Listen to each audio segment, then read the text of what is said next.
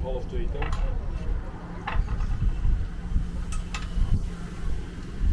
Ja.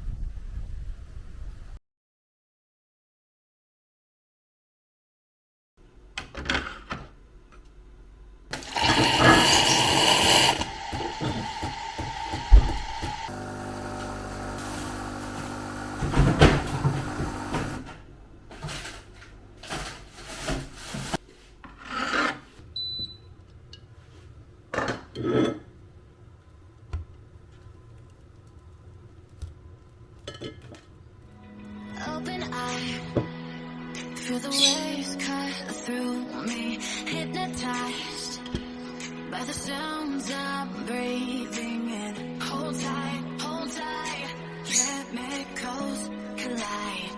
Hold tight, hold tight, hold tight. Dripping lights paint the skies, all because of you. Dripping lights paint the skies, only you can make me move. You can make me move. Can make me move. You can make me move. Can make me.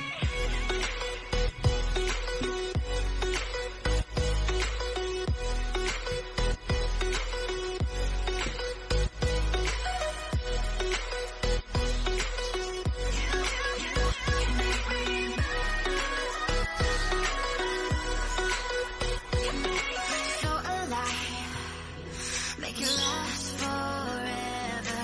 Stop in time. Nandito tayo ngayon sa aming cabinet. Ayan. Mag-arrange ako ngayon ng aming cabinet dahil day off ko. Wala naman akong work today. So, may time tayo para mag-arrange. Ito yung mga hanger. Dito naman sa ibaba yung mga towel na kailangan ko ding i-arrange. Ito, bedsheet, naghalo-halo na. Pero mas okay pa tong kay Mr. dahil hindi masyadong magulo and dapat lang dahil ako naman yung taga tupi. So, ang plano ko is tanggalin itong nasa ilalim kasi hindi na niya to sinusuot. Tanungin ko siya kung okay lang ba na dali namin sa Pinas, pamigay ko sa aking mga kapatid kasi hindi niya sinusuot and luma na rin kasi to. Pati ito nasa ilalim, hindi na niya to sinusuot. Ito din, yung mga nasa ilalim. So, tanungin ko siya mamaya. Tanggalin ko na yung hindi niya sinusuot para mas marami akong space. Itong sa akin ay bulaga, ayan, magulo. Kasi kapag nagmamadali ako tapos hindi ko nagustuhan yung sinuot ko, hala, diretso balik dito na hindi nakatupi. So, ganito siya, kagulo. And i-arrange ko na rin to. Ilagay ko na yung mga pang-winter sa babaw, sa itaas. And yung sa itaas naman ng mga pang-summer, ibaba ko na kasi papaganda na yung panahon ngayon. And yung mga hindi ko na rin ginagamit, tanggalin ko na para marami akong space, para mas maraming bago yung darating. Itong mga pantalon na to, hindi na niya sinusuot. So, gusto ko na siyang tanggalin, but tanggalin ko na to para yung hanger, magamit ko din. Dahil konti na lang yung hanger. sinusuot.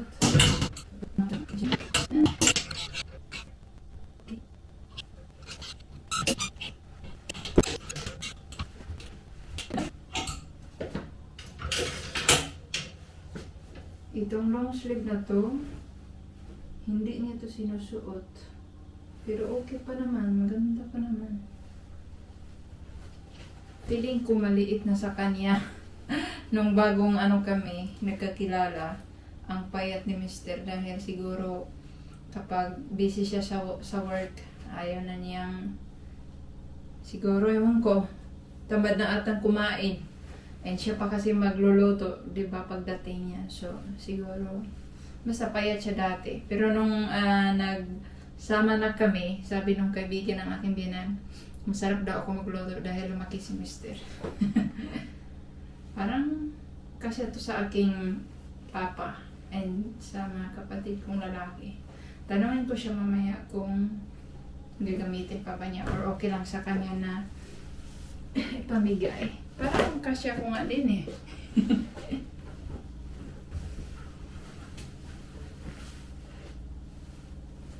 Ay. Kaso panlalaki. Kasya ko din.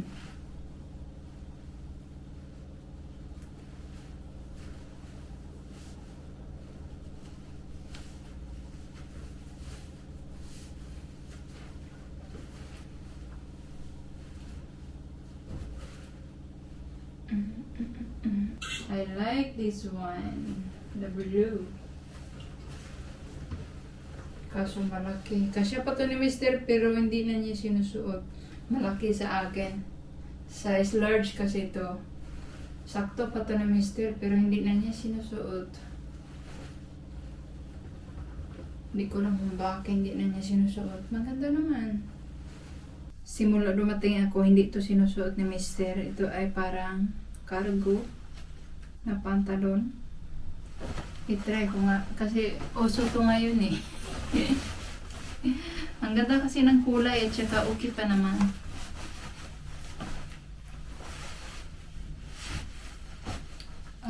Kaso malaki sa akin. Ayan. May belt naman pala. So, wait lang.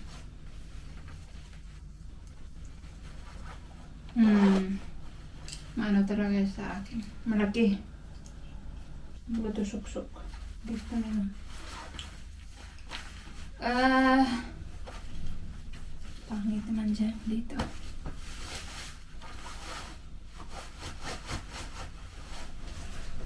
Hala kalain. Pangit sa puwit.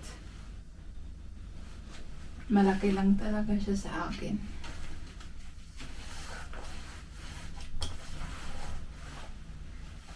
No. After 2 hours, tapos na akong maglinis sa aming cabinet. Na-arrange ko na ng mabuti. Ayan yung kay Mr. Ayan yung sa taas. Mga t-shirts, sweater, shorts, pang swimming and pang exercise.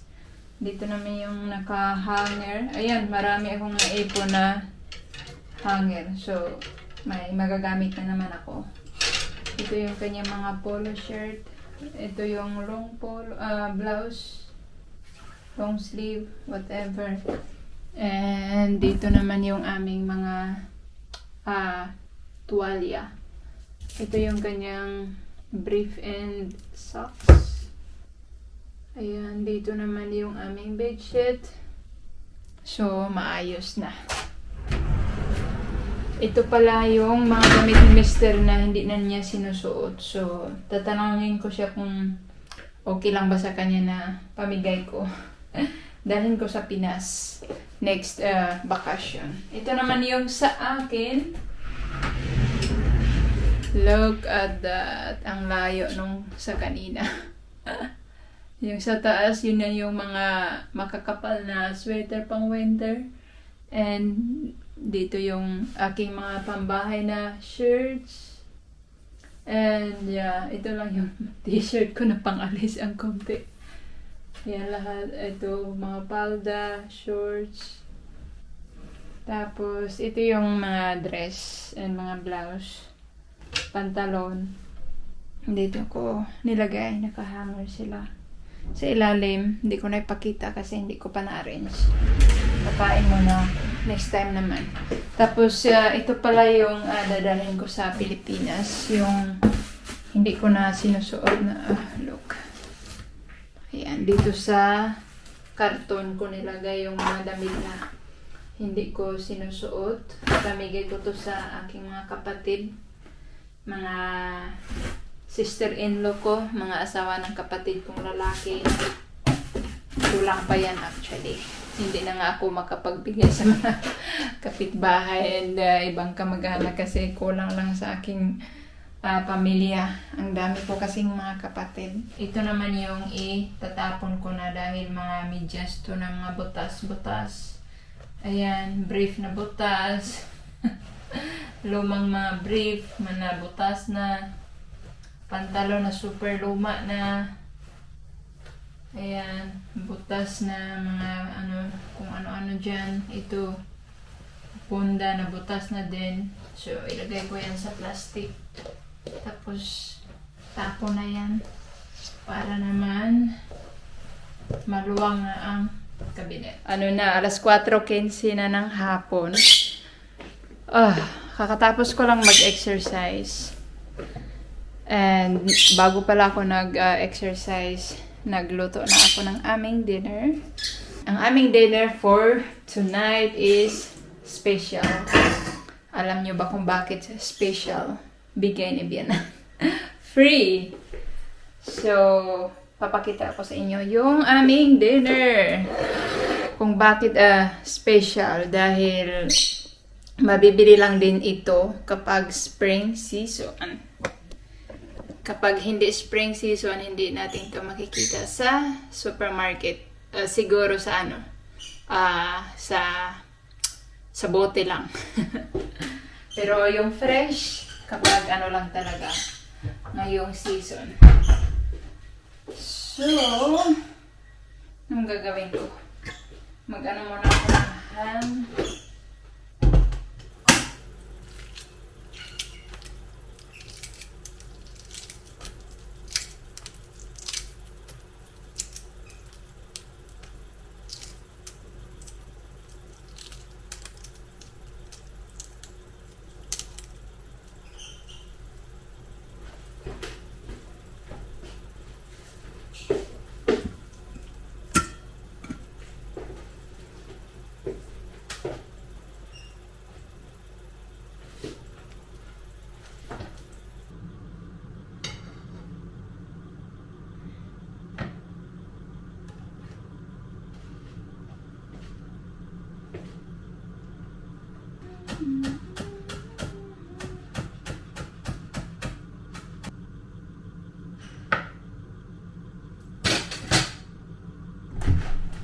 Oh, Hallo! Baba Poezee. Baba! Wat een slecht weer. Ja. Oh, niet normaal. Enough. Our dinner for tonight is white asparagus. Huh? Wat is dit? Volgens voor jou. Return doc important tax return document enclosed.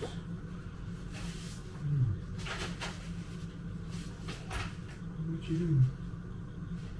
Moet je iets doen? Don't know. Can't stop. Feeling so strong. Can't stop.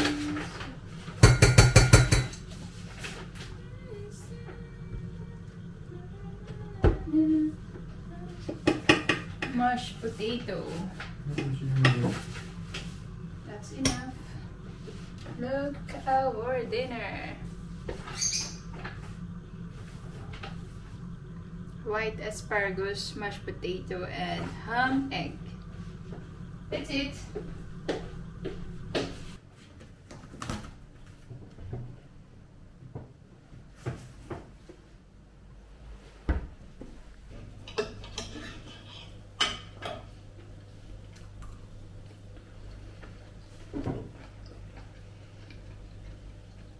Det är asparagus som vi har smak. Ik heb alleen deze stomp gedaan.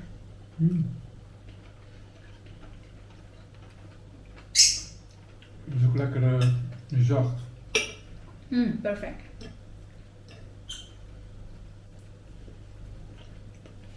Ja, is niet hard.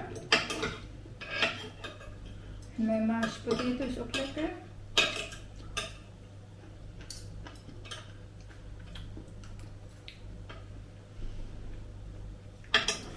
So guys, cancel ang pag-grocery dahil umuulan. Nawalan kami ng gana. Bukas na lang daw kami mag-grocery. Sama din si Bianan. Grabe talaga yung weather ngayon. Lakas ng ano. Ang ganda talaga ng kulay ng bagong dahon. Di ba kalbo to noong winter? Ngayon, ang bilis ng dahon tumubo. And ang ganda ng kulay. Ang ganda ng pagka-green niya. Back to home!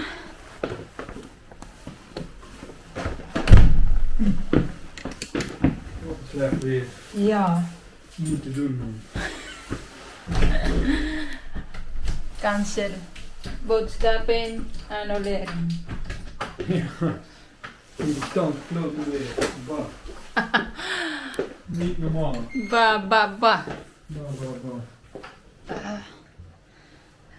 Tamang-tama. Maaga tayong makapag-relax.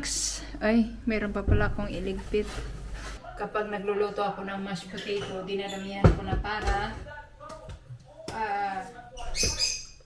i-save ko din siya ba? Ilagay ko din siya sa freezer yung matitira. And kapag nagmamadali tayo next time na magluto, iinitin na lang to. Masarap naman siya kapag naka-freezer. Kasi kapag may tira tapos ilagay ko lang sa ref, minsan nakakalimutan na kainin. And nanghihinayang ako dahil alam nyo na ang mahal na ng mga bilihin ngayon. Walang sayang talaga.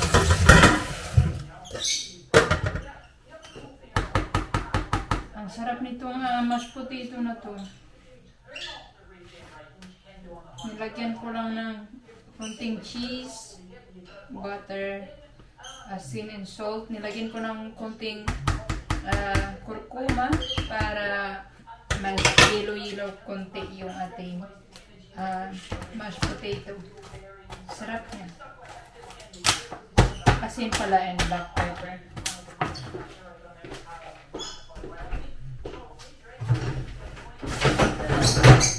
Yung aking mister nanonood na ng TV. So, ako din manonood na rin ako ng TV. See you tomorrow. Bye!